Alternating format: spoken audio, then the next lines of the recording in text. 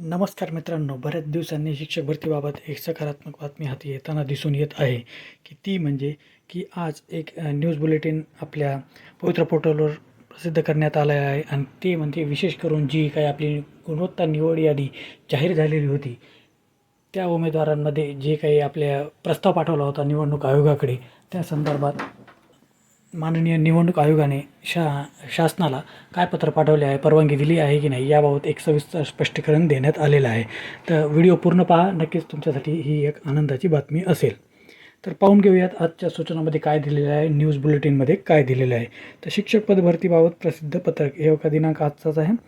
पवित्र पोर्टलमार्फत दिनांक 25/2/2024 रोजी गुणवत्तेनुसार पात्र उमेदवारांची निवडीसाठी शिफारस झालेली असलेली सर्वसाधारण गुणवत्ता यादी व्यवस्थापन जाहिरातनिहाय प्रसिद्ध करण्यात आलेल्या आहेत.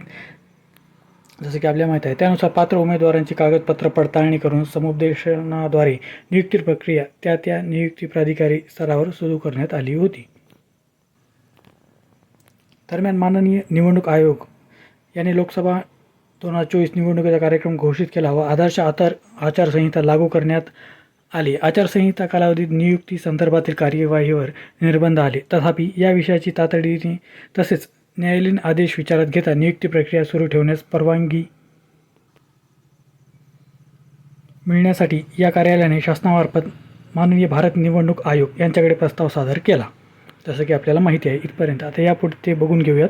या संदर्भामध्ये माननीय निवडणूक आयोग यांनी नियुक्ती शिफारस झालेल्या ठिकाणची मतदान प्रक्रिया पूर्ण झाल्यानंतर नियुक्ती संदर्भात कार्यवाही करण्यास परवानगी दिली असून तसेच शासनपत्र दिनांक 19/4/2024 अन्वये या कार्यालयास कळविण्यात आले आहे.